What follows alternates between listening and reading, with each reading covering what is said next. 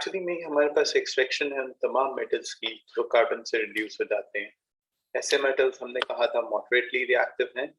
उसमें हमने zinc, iron, tin और लेड को पुट अप किया था। उसमें से हम स्टार्ट कर रहे हैं आयरन की इंडस्ट्री से बेसिकली। तो हमारे पास आयरन से शुरू होती है ये सारी चीज। आयरन को हम ब्लास्ट फर्नेस के थ्रू प्रोड्यूस करते हैं। ठीक है, इसमें से कुछ चीजें यहीं से मैं एज सच डिस्कस करना चाहूंगा रीड आउट करके। उसके बाद इस टॉपिक को स्लाइटली डिफरेंटली करेंगे। कुछ हिस्सा पहले करने की जरूरत है, कुछ हिस्सा बाद में करने की जरूरत है, बुक की तरतीब से हटकर। आयरन का मेन और हेमाटाइट है। हेमाटाइट का फॉर्मूला Fe2O3 है। ठीक है, और इसको हम ब्लास्ट फर्नेस में करेंगे with reduction with carbon. Carbon carbon की फॉर्म में नहीं बल्कि कोक की फॉर्म में होगा। कोक कार्बन की जरा स्लाइटली प्योर फॉर्म होती है जो कोल से अचीव करते हैं। इसमें हम ये करते हैं कोल को कुछ वक्त के लिए 100 डिग्री सेंटीग्रेड पर हीट अप करते हैं।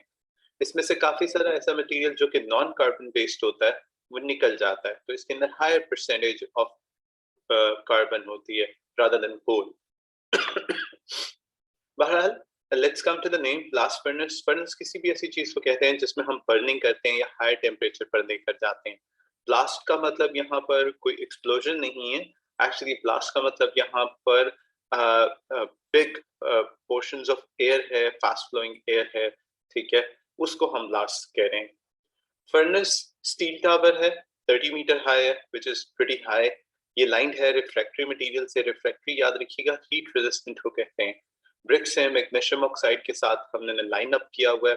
ये इसलिए होता है ताकि इस टेम्परेचर को अच्छी तरह से रिटेन कर सके। ठीक, इन्हें हम कूल करते हैं time to time with water. Furnace को हम लोड करते हैं चार्ज से। चार्ज कहते हैं उस रॉ मटेरियल के पोर्शन को जिससे फर्नेस को फिल किया जाता है। इसमें आयरन ओर यानी कि हेमाटाइट है। इसमें कोक है जो कि कोल की एक और फॉर्म है। मैंने अभी बताया अगर हम कोल को हीट कर दें एक स्पेसिफिक टेम्परेचर 100 डिग्री तक सेंटीग्रेड तक, कुछ पोर्शन तक, तो कुछ टाइम तक सॉरी, तो हम उसे कोक बुलाते हैं। कोक के अंदर कोल की निस्बत कार्बन परसेंटेज ज्यादा होती है। लाइमस्टोन है, ये कैल्शियम कार्बोनेट है। हम इस चार्ज को सेंटर करते हैं, हीट करते हैं इस ओर को कोक और लाइमस्टोन के साथ ताकि ये सॉलिड्स अच्छी तरह से मिक्स हो जाएं। फिर इन्हें मिक्स करते हैं विद मोर कोक। इसमें हम कोक एक्सेस में यूज करते हैं। ब्लास्ट ऑफ हॉट एयर हम सेंड करते हैं थ्रू द होल्स। इसको मैं ना डायग्राम से एक्चुअली बताना चाहूंगा ये, ताकि ये पोर्शन अच्छा समझ आए। जी अब्दुल्ला। सर हम कोक की जगह कोक की जगह कोल क्यों नहीं यूज कर लेते, ये पूछ रहे हैं? Yes sir. देखिए, कोल यूज करेंगे तो हमारे पास कार्बन की परसेंटेज लो होगी। It's not just carbon that I am talking about here. Carbon की परसेंटेज लो होने का मतलब है कि इम्प्योरिटीज की परसेंटेज हाई है। इम्प्योरिटीज की परसेंटेज हाई होने का मतलब ये है कि वो इस प्रोसेस में इन्वॉल्व करेंगी और इस प्रोसेस के डिजायर्ड रिजल्ट्स को खराब करेंगी। कार्बन की ठीक सर। परसेंटेज हाई होने का मतलब ये है कि वो रिडक्शन में हमें हेल्प कर रहा होगा और जो हमारा डिजायर्ड रिजल्ट है वो ही देगा। What are the ठीक sir. impurities I'm talking about? Usually the impurities are the non-metal ones. इसमें सल्फर होता है, इसमें फास्फोरस होता है, इसमें नाइट्रोजन होता है। क्योंकि जब हम कोल को जमीन से निकालते हैं तो यही वो कॉमन नॉन मेटल्स हैं जो कार्बन के अलावा मौजूद होते हैं। और इन्हें इस टेम्परेचर पे हीट करने का पर्पस भी बेसिकली यही होता है कि अगर नाइट्रोजन है तो वो भी ऑक्सीजन के साथ रिएक्ट करके निकल जाएगी गैसियस फॉर्म में। आपको पता है नाइट्रोजन ऑक्सीजन रिएक्ट करके गैस बनाती है। सल्फर होगा तो वो भी ऑक्सीजन के साथ रिएक्ट करके निकल जाएगा गैसियस फॉर्म में। फास्फोरस हाउएवर गैसियस फॉर्म में रिमूव तो नहीं होता ऑक्सीजन के साथ रिएक्ट करके, लेकिन हम उसे लेटर ऑन कैल्शियम कार्बोनेट की हेल्प से जरूर रिमूव कर सकते हैं। तो वो एक्चुअली जब नाइट्रोजन और सल्फर निकलते हैं तो ही कार्बन की परसेंटेज बेहतर हो जाती है और हम उसे कोल नहीं, हम उसे कोक बुलाते हैं। ठीक, ठीक ये सर। पर्पस है सारे का। अच्छा, हम बात कर रहे थे कि हमारे पास अच्छा खासे ऊंचे 30 मीटर्स हाई ब्लास्ट फर्नेस के अंदर हम हॉट एयर ब्लास्ट सेंड करते हैं, वो बॉटम से करते हैं। तो ये आप देखेंगे कि हॉट एयर के पोर्शंस हैं, इसकी वजह से हम इसे ब्लास्ट फर्नेस कहते हैं। हॉट एयर बड़े बड़े हम ब्लास्ट की सूरत में अंदर सेंड करते हैं। ठीक है, और ये अपवर्ड मूव करती हैं। डाउनवर्ड से अपवर्ड सेंड करने का पर्पस ये है कि मैक्सिमम इंटरेक्शन हो ऊपर से आने वाले चार्ज के साथ, जो कि आप देख सकते हैं कि यहाँ से उसने बाकायदा शो किया है कि लाइमस्टोन कोक और आयरन ओर जो है वो हम ऊपर से सेंड कर रहे हैं, ठीक। तो हमारे पास क्यों ये यहाँ पर सेंड होता है और इसका टेम्परेचर स्लोली इंक्रीज करेगा। हम जानते हैं कि हमारे पास हाईएस्ट टेम्परेचर जो होता है वो बॉटम ऑफ ब्लास्ट फर्नेस पे होता है और फिर मॉडरेट टेम्परेचर सेंटर में होता है, टॉप ऑफ ब्लास्ट फर्नेस में हमारे पास लीस्ट टेम्परेचर होता है। वेस्ट गैसेस हमारे पास ऊपर से निकल रही होती हैं, ये हीट एक्सचेंजर पे जाती हैं, ये हीट करती हैं इनकमिंग एयर को, उसी वजह से हम कहते हैं कि हॉट एयर हम भेज रहे होते हैं। हम एक्चुअली जो वेस्ट गैसेस होती है उन्हें भी वेस्ट नहीं कर देते हैं, उनकी हीट भी यूज कर लेते हैं इस एयर को हीट अप करने के लिए, उसके बाद फिर उसे सेंड करते हैं, ठीक। इंडस्ट्री का पर्पस ये होता है कि किसी भी चीज को वेस्ट ना किया जाए जब तक हम उसे इम्पोर्टेंट तरीके से अच्छी तरह इस्तेमाल क्यों ना कर लें। और हमारे पास ये एक मेन इक्वेशन है जो बनती है haematite plus carbon monoxide gives us iron plus carbon dioxide. ये आयरन जो है ये हमारे पास इस टेम्परेचर पर हम बड़ी इजीली मेल्ट कर लेते हैं और आयरन को लिक्विड फॉर्म में सेपरेट कर लेते हैं, क्योंकि इस इक्वेशन में ऐसा नहीं लिखा हुआ लेकिन वहां पर टेम्परेचर ज्यादा होता है। तो मैं इससे अगला हिस्सा पढ़ाने की बजाय मैं इस हक में हूँ कि आप नेक्स्ट पेज पर आए और नेक्स्ट पेज पे जो बॉटम डायग्राम है उसे अंडरस्टैंड कर लें। अगर मैं इसी डायग्राम को 3 पार्ट्स में डिवाइड कर लूं, ये देखिए आपको यहाँ पर एक ऑरेंज हिस्सा अलग मिल रहा है, ये हिस्सा अलग और ये हिस्सा अलग। अगर मैं इसके ये 3 पार्ट्स डिवाइड कर लूं तो इन्हीं 3 पार्ट्स को नेक्स्ट पेज 228 पे हमारे पास 3 डिफरेंट कलर्स में उसने बड़ी अच्छी तरह से शो किया हुआ है कि हम इसे 3 सेक्शंस बना सकते हैं ब्लास्ट फर्नेस के। तो हम नेक्स्ट पेज पर आते हैं। बॉटम पर फिगर 9.4 है, ये पेज 228 है, ठीक है। इसमें ब्लास्ट फर्नेस के ही उसने 3 सेक्शंस किए हुए हैं अच्छी तरह से समझाने के लिए कि हमारे पास किस सेक्शन में कौन सा रिएक्शन हो रहा है, वहां पर पॉसिबल टेम्परेचर क्या होगा और वो रिएक्शन उसकी रीजन कैसे है। बॉटम से स्टार्ट करते हैं। बॉटम पर हमारे पास एयर के ब्लास्ट सेंटर हो रहे होते हैं और यहीं पर सबसे ज्यादा चूंकि कोक एक्सेस में होती है तो कोक की रिएक्शंस वो रिएक्शंस होते हैं जिससे हम शुरू करते हैं। कार्बन स्ट्रांगली बर्न करता है at the base of the furnace, यहाँ पर टेम्परेचर मैक्सिमम हो जाता है 1900 डिग्री सेंटीग्रेड, आपको यहाँ पर टेम्परेचर नजर आएगा, ठीक है। ये इस रिएक्शन की वजह से carbon plus oxygen gives us carbon dioxide. Remember, formation of carbon dioxide gives us a lot of heat, which in turn brings the reaction temperature of this portion to 1900 degree centigrade. यहाँ से फिर हमारे पास carbon dioxide ऊपर की तरफ rise करती है। Of course, as a gas is going to rise up, though it's heavier than air, but still being hot, it rises up. याद रखिएगा, जब भी gases या air heat होती है तो वो easily upward move करती है, rise up करना उसके लिए और आसान हो जाता है, ठीक है। तो कार्बन डाइऑक्साइड रिड्यूस होती है जैसे ये राइज करती है through the furnace, carbon monoxide produce होती है और यहाँ पर टेम्परेचर रिलेटिवली नीचे के पोर्शन से थोड़ा कम है, हम यहाँ पर 1000 डिग्री सेंटीग्रेड टेम्परेचर कोट कर रहे हैं। कार्बन डाइऑक्साइड यहाँ पर आने वाले फर्दर चार्ज के कोक के साथ में प्रेजेंट कार्बन के साथ रिएक्ट करती है और कार्बन मोनोऑक्साइड में कन्वर्ट होती है। Carbon here is acting like a reducing agent, यहाँ पर कार्बन रिड्यूसिंग एजेंट के तौर पे एक्ट कर रहा है और फर्दर कार्बन डाइऑक्साइड को रिड्यूस कर रहा है इनटू कार्बन मोनोऑक्साइड। ठीक सर। इतना कि हमारे पास ज्यादा अमाउंट में कार्बन मोनोऑक्साइड राइज अप करती है फर्दर और ऊपर से आने वाला चार्ज में जो आयरन ओर था उसके साथ रिएक्ट करती है। यहाँ पर टेम्परेचर लोएस्ट होता है पूरे ब्लास्ट फर्नेस में और this is about 600 degree centigrade. यहाँ पर वो इक्वेशन आती है जो मैंने पिछले पेज पर जिससे स्टार्ट किया था, ये मेन इक्वेशन है ब्लास्ट फर्नेस की। Haematite plus carbon monoxide gives us iron plus carbon dioxide, ठीक है। यहाँ पर ठीक सर। हमारे पास कार्बन मोनोऑक्साइड जो है वो रिड्यूसिंग एजेंट है, होती है ऑक्सीडाइज हो जाता है इनटू कार्बन डाइऑक्साइड, ठीक है, और रिड्यूस कर देता है आयरन 3 ऑक्साइड को सिंपली आयरन में। तो बेसिकली कोक इटसेल्फ कार्बन हो या कार्बन मोनोऑक्साइड हो, ठीक है, ये दोनों रिड्यूसिंग एजेंट्स हैं। हमने सेंटर वाले रिएक्शन में कोक को रिड्यूसिंग एजेंट के तौर पे कंसीडर किया है और ऊपर वाले ब्लू पोर्शन में हमने कार्बन मोनोऑक्साइड को रिड्यूसिंग एजेंट के तौर पे कंसीडर किया है। Of course, as ठीक gases sir. are hot, they are going to rise up in the furnace and the molten iron will flow down the furnace. Furnace में molten iron नीचे आएगा तो उसे कोई ज्यादा डिफरेंस नहीं होगा, क्योंकि आप देख सकते हैं कि प्रोडक्ट्स में आयरन और कार्बन डाइऑक्साइड है और आयरन और कार्बन डाइऑक्साइड आपस में रिएक्ट नहीं करते। हाँ बता, हेमाटाइट कार्बन मोनोऑक्साइड के साथ इजीली रिएक्ट कर जाता है क्योंकि इनका रिएक्शन एक रिडॉक्स रिएक्शन है, जहां कार्बन मोनोऑक्साइड जो है वो रिड्यूसिंग एजेंट के तौर पे एक्ट कर रहा होता है, वहीं पे हेमाटाइट जो है वो एक ऑक्सीडाइजिंग एजेंट के तौर पे भी बिहेव कर रहा होता है। And I think it's pretty simple कि किस में से ऑक्सीजन निकल रही है और किसके अंदर एड अप हो रही है, तो ये डिसाइड करना कि इसमें से कौन सा ऑक्सीडाइजिंग एजेंट है, कौन सा रिड्यूसिंग एजेंट है, दैट्स प्रीटी इजी। वो और बात है कि हम कार्बन और कार्बन मोनोऑक्साइड दोनों को रिड्यूसिंग एजेंट्स कहते हैं, तो आपको बेशक इक्वेशन को देखकर डिसाइड करने की जरूरत नहीं है, आपको वैसे भी इस चीज का अंदाजा होगा, इसे याद भी रखा जा सकता है पहले से ताकि प्रॉब्लम ना हो। So I tell my students that this is the first equation in the blast furnace if we go by the exact process arrangement. This is the second equation. This is the third equation. There are two more equations that you should be able to write whenever you need to write a long question sort of explanation about the blast furnace. ठीक है, जो कि पास papers में आई हुई है।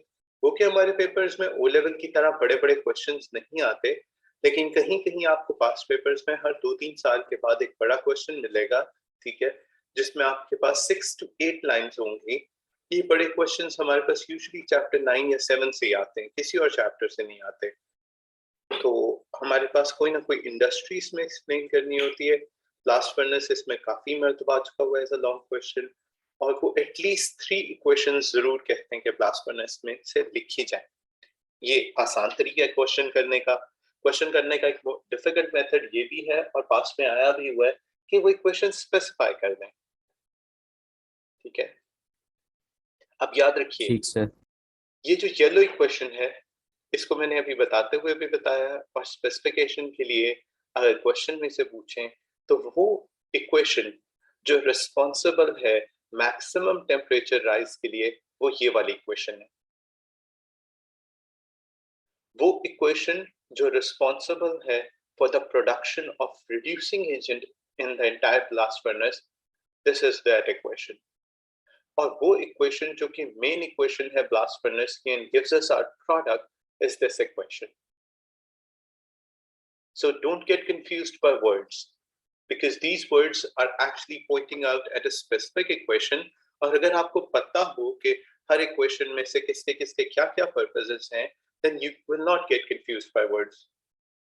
मैं sir repeat कर देता हूँ, येलो को हमने रिस्पॉन्सिबल कहा है टेम्परेचर इंक्रीज के लिए, हमने सेंटर इक्वेशन को रिस्पॉन्सिबल कहा है हमारे रिड्यूसिंग एजेंट की प्रोडक्शन के लिए, क्योंकि कार्बन मोनोऑक्साइड बेसिकली इसी इक्वेशन से सबसे ज्यादा प्रोड्यूस होती है, और हमने अपने एक्चुअल प्रोडक्ट आयरन के लिए रिस्पॉन्सिबल कहा है ये टॉप ब्लू इक्वेशन को, क्योंकि यही इक्वेशन आयरन ज्यादा प्रोड्यूस करती है। जी अब्दुल्ला। सर, जो आप कह रहे हैं कि डिफरेंट वर्डिंग्स में आ जाएंगी और हमने उससे इक्वेशन रिलेट करनी होगी, सर उसकी कोई आप एग्जांपल दे सकते हैं? इक्वेशन रिलेट नहीं करनी होगी, इक्वेशंस लिखनी होंगी, और यही यस एग्जांपल्स सर। हैं। मैंने एग्जैक्टली पास्ट पेपर के वर्ड्स पिक किए हैं अपनी एग्जांपल्स पुट अप करने के लिए, मैंने खुद अच्छा, से तो कोई ठीक दी ठीक। नहीं, ये पहले आ चुका हुआ है। फॉर एग्जांपल ठीक सर। 2009, 2011, 2014, ये इन पेपर्स के वर्ड्स हैं जो मैंने अभी आपके सामने पुट अप किए, ठीक सर। ठीक है। Yes sir. अच्छा, इसके अलावा भी वर्ड्स हैं, because as I told you earlier there are a total of 5 equations, हमने तो सिर्फ पहली 3 की हैं, तो ऑफ कोर्स अगली 2 भी हैं और उसके लिए भी वर्डिंग है। तो पिछले पेज पर चलते हैं क्योंकि वो दोनों इक्वेशंस वहां पर दी हुई हैं। This is in appropriate order, जिसे मैंने अभी अभी बताया है। ये इसका अप्रोप्रिएट ऑर्डर इसी तरह से 1 2 3 बनता है, ठीक है। मैं जानबूझ के बॉटम टू टॉप जा रहा हूँ ताकि आपको अंदाजा हो कि ये इक्वेशंस इसी ऑर्डर में बनती हैं, और फोर्थ और फिफ्थ भी उसी ऑर्डर में आता है। मैं इसे क्लियर अप कर रहा हूँ, मैं पिछले पेज पर जा रहा हूँ ताकि इक्वेशंस को कंप्लीट किया जा सके। So let's go to the previous page. The fourth equation in this order is this one. Limestone, and upon slight heating, can give us lime and carbon dioxide. Limestone को use करने का purpose बड़ा specific है। Lime हमें जितना भी impurities हैं उन्हें हैंडल करने के लिए हेल्प करेगा, और कार्बन डाइऑक्साइड बेसिकली प्रोड्यूस करना किसी भी रिएक्शन में 2 तरह से हेल्प करता है। एक तो कार्बन डाइऑक्साइड की प्रोडक्शन जो है वो हमारे पास हेल्पफुल होती है टेम्परेचर के राइज के लिए। ये गो के बात हम इस चैप्टर में तो नहीं करते, लेकिन चैप्टर नंबर 1 में हमने एक बात जरूर बताई हुई है कि कार्बन डाइऑक्साइड एक ऐसी गैस है जो हीट को रिटेन करने में हेल्प करती है। Though this is an endothermic reaction to be specific, पिछला रिएक्शन एक्सोथर्मिक था तो वो डायरेक्टली टेम्परेचर इंक्रीज कर रहा था। ये रिएक्शन हीट यूज कर रहा होता है और फिर प्रोसीड होता है ये रिएक्शन। मैं इस रिएक्शन को हीट प्रोड्यूस करने का वजह नहीं कह रहा, मैं इस गैस को हीट रिटेन करने वाली गैस, ग्रीन हाउस गैसेस में से एक गैस काउंट कर रहा हूँ, तो ये हेल्प करती है इस तरह से। ठीक, एक चीज, दूसरी चीज जो हमने सेकेंड इक्वेशन कही है उसमें कार्बन डाइऑक्साइड बेसिकली एक रिएक्टेंट है, वो कार्बन मोनोऑक्साइड की प्रोडक्शन में हमें हेल्प कर रही है। So that's the second case in which carbon dioxide, production of carbon dioxide is helpful for us. तो ये ठीक इक्वेशन सर। इंटायरली हमारे लिए बड़ी हेल्पफुल होती है। कार्बन मोनोऑक्साइड का यूज बच जाता है, वो हमारे पास फिफ्थ इक्वेशन में है। ऐसा कोई भी और हो, ऐसा कोई भी ऑक्साइड हो जो नॉन मेटल से हो, इवन सिलिका तो नॉन मेटल भी से नहीं, मेटलॉइड का बेसिकली ऑक्साइड है, लेकिन उसे भी रिमूव करने के लिए बहुत आसानी से हमारे पास ये फिफ्थ इक्वेशन एक एग्जाम्पल के तौर पे है। ठीक है, तो breakdown of limestone can be stated as equation number 4, or the thermal decomposition equation in the entire reaction is equation number 4. However, equation number 5 is the way how we remove the impurities. Silica एक common impurity है जो haematite के साथ आता है। Haematite iron का ऐसा ओर है जो हम अर्थ से डिग आउट करते हैं। सिलिका यूजुअली अर्थ में सैंड के साथ प्रेजेंट होती है, major part of sand is silica. तो फिर हमारे पास ओर के साथ सैंड आना एक बहुत कॉमन सी बात है, और पूरे ओर से सैंड रिमूव करना हमारे लिए पॉसिबल ही नहीं है। ओर्स बड़े बड़े स्टोन्स होते हैं, ठीक है, और उनसे ये रिमूव करना स्टोन्स को ब्रेक किए बगैर पॉसिबल नहीं है। और फिर भी ये इतना इजीली चूंकि पॉसिबल नहीं होता, so we leave some part of sand or silica with the hematite, and we do understand and know that lime is going to remove all of that. Lime जब इसके साथ रिएक्ट करता है हमारे पास product आ रहा है कैल्शियम सिलिकेट। ठीक है, कैल्शियम सिलिकेट भी मोल्टन फॉर्म में ही प्रोड्यूस होता है। ये फ्लो करता है डाउन द फर्नेस और एक मोल्टन लेयर बना लेता है, स्लैग जिसे हम कहते हैं, on top of iron. It does not mix with iron, it is less dense. चूंकि डेंसिटी डिफरेंस है तो दोनों हमारे पास मिक्सअप नहीं होते। मैं इसी डायग्राम के बॉटम पे जाऊंगा, आप नोटिस करेंगे कि हमारे पास मोल्टन आयरन और टैप से आ रहा है और मोल्टन स्लैग और टैप से आ रहा है। अगर आप इनकी एग्जैक्ट पोजीशन इस डायग्राम में नोट करें तो आपको अंदाजा होता है कि आयरन मोर डेंस है और बॉटम टैप से आ रहा है, और स्लैग लेस डेंस है और टॉप टैप से जा रहा है। ये टैप इस तरफ है, ये टैप इस तरफ है। So actually these two layers do not mix with one another and they can easily be tapped off from the bottom separately. जो स्लैग है देखने में इस प्रोसेस का वेस्ट है, लेकिन स्लैग भी जो होता है जब सॉलिडिफाई हो जाता है तो बिल्डर्स, रोड मेकर्स यूज करते हैं। The industry even sells the slag, ठीक है, उसे वेस्ट नहीं करती। इवन फर्टिलाइजर इंडस्ट्री भी स्लैग लेती रही है पुराने जमाने में, अब नहीं लेती तो और बात है। ग्लास इंडस्ट्री स्लैग खरीदती रही है पुराने वक्तों में। हम कैल्शियम सिलिकेट को फर्दर ग्लास इंडस्ट्री के अंदर भी इस्तेमाल करते रहे। जी हाँ, हम ये कह रहे थे कि जो डेंसिटी है, आप डेंसिटी का क्वेश्चन करने लगे थे ना? यस सर, आप कहते हैं वो सेपरेट कैसे होती हैं? जी, इन दोनों की डेंसिटीज डिफरेंट है, और जैसा कि हमने लिक्विड की डेंसिटीज चैप्टर 2 में पढ़ी होती हैं, अगर हमारे पास दो इमिसिबल लिक्विड्स हों और उनकी डेंसिटीज डिफरेंट हों, तो याद रखिए बॉटम लेयर हमेशा उसकी बनती है जिसकी डेंसिटी हायर होती है, और टॉप लेयर उसकी बनती है जिसकी डेंसिटी लोअर होती है। ये हमने यस सर। चैप्टर 2 में पढ़ाया होता है, वहां पर हमने एग्जांपल के की होती है ऑयल और वाटर की, और हमने यस बताया सर। था कि वाटर हमेशा नीचे रहता है क्योंकि उसकी डेंसिटी हायर, और ऑयल हमेशा ऊपर रहता है क्योंकि उसकी डेंसिटी लोअर होती है। और हम इसमें कॉमनली जो हमारा खाना होता है जिसमें हम कुकिंग ऑयल यूज करते हैं अक्सर वाटर के साथ, तो वो ऑयल जो होता है वो टॉप ऑफ द लेयर होता है, और उसके नीचे हमारा बाकी खाना, या यूजुअली जो हमारे जितने भी ग्रेवी बेस्ड फूड है वो एग्जिस्ट करता है। तो सारे में यही होता है। और आजकल कॉमनली ये बड़ा हेल्थ कॉन्शियस वर्क है कि आप उस वेजिटेबल ऑयल को कुकिंग के लिए बेशक यूज कर लें या रीयूज कर लें, लेकिन उसे खाने में को बहुत ज्यादा पोर्शन उसका यूज ना करें। तो आजकल उसे सेपरेट एक अच्छे अंदाज में किया जाता है ताकि हम उतनी ही अमाउंट कुकिंग ऑयल की कंज्यूम करें जितनी हमें करनी चाहिए, एक्स्ट्रा ना करें। तो ये इसकी बड़ी अच्छी एग्जांपल है समझने के लिए। ठीक सर। इस केस में हम कहते हैं कि स्लैग जो है उसकी डेंसिटी लो है, इसलिए वो टॉप लेयर पे है, और मोल्टन आयरन की डेंसिटी हाई है, इसलिए वो बॉटम लेयर पर है।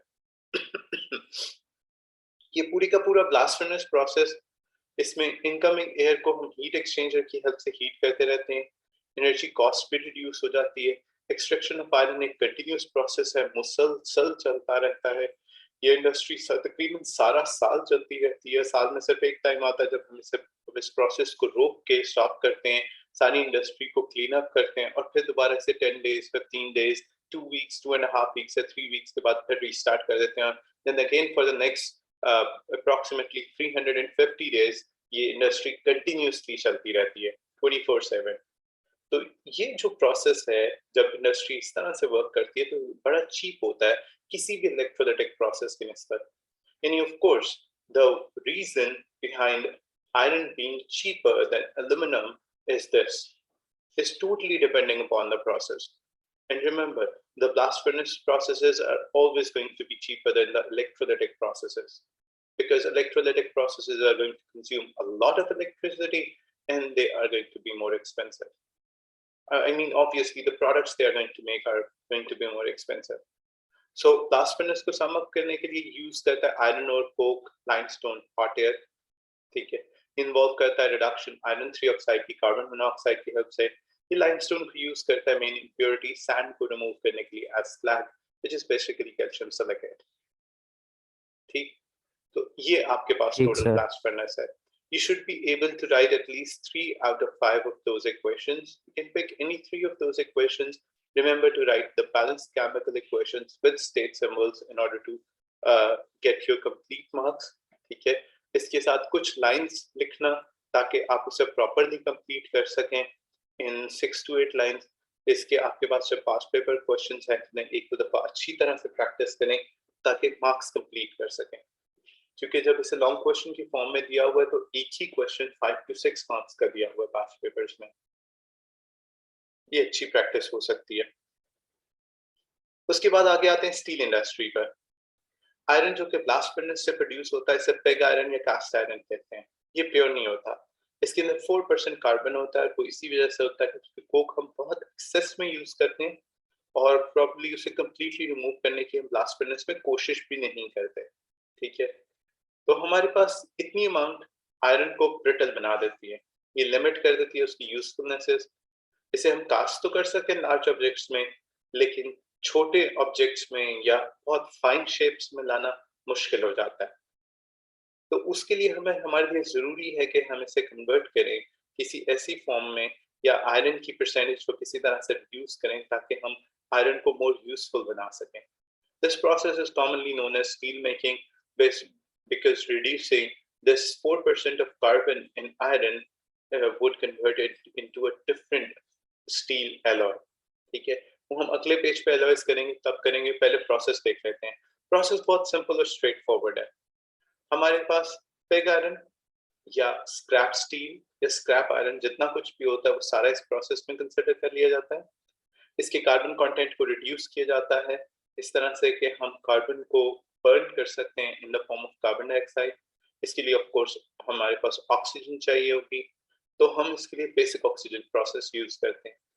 लेकिन इस प्रोसेस को यूज करने से पहले कोई भी सल्फर कंटामिनेशन हम सेपरेट कर देते हैं in the form of sulphur dioxide ताकि वो प्रोसेस के साथ इंटरफेयर ना करें।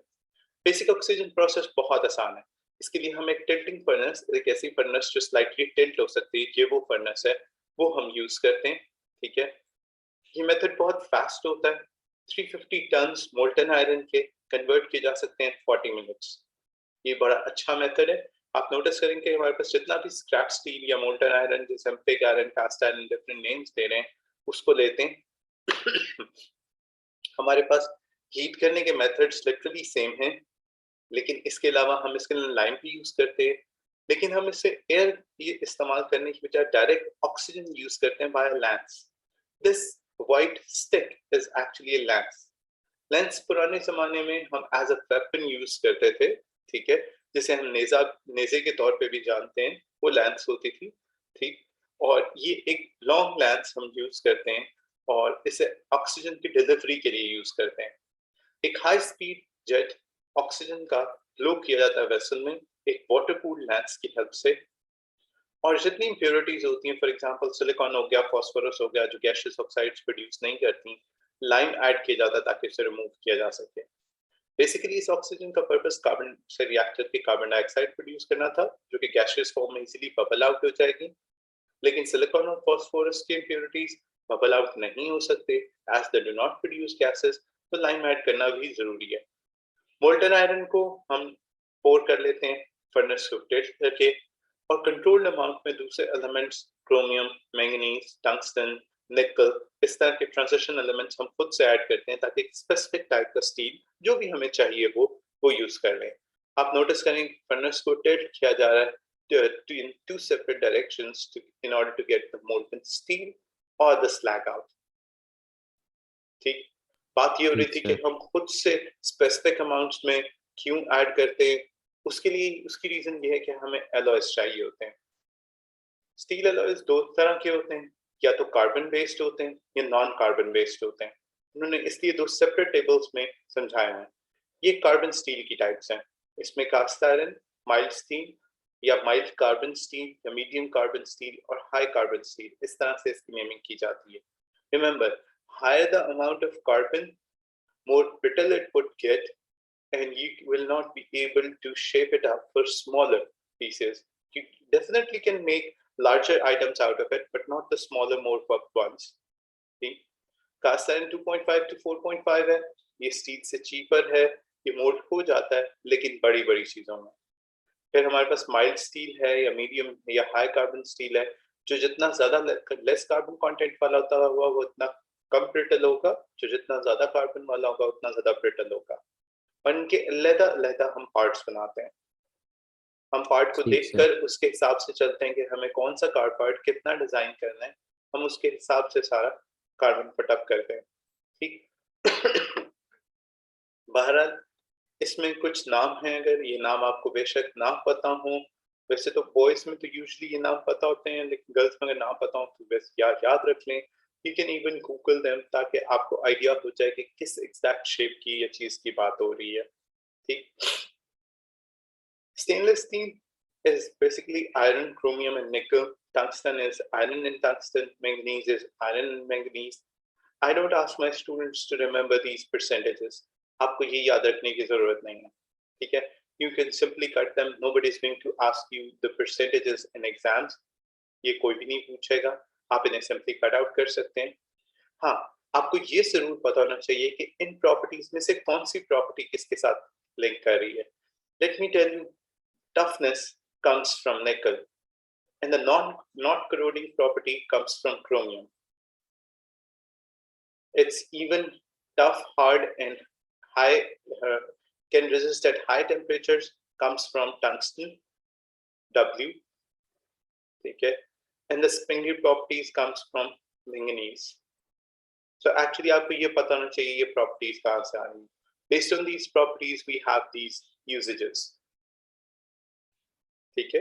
Of course, जो springy है उसे spring बनाने के लिए use करेंगे. जो high temperature पे resist कर सकते हैं उसे हम high speed cutting tools में करेंगे. High speed cutting tools, high speed cutting की वजह से बहुत ज़्यादा heat up हो जाते हैं. Temperature easily reaches 1000, 1500, or maybe sometimes 1800 degrees centigrade, which is too high, which may be able to melt the iron. But if we're going to use tungsten steel, it won't get melted. It won't get melted for another 1000 degrees centigrade on the top of what I've already told you. Okay? And of course, chromium gives a very good finish, a shiny finish, a finish that won't be able to get corroded. So cutlery, surgical instrument, kitchen sinks, chemical plants all need that kind of finish, look, and non-corrosive properties that comes from chromium. ठीक ठीक sir. यूँ हमारे पास फिर carbon industry, steel making या उसके alloys पूरे हो जाते हैं।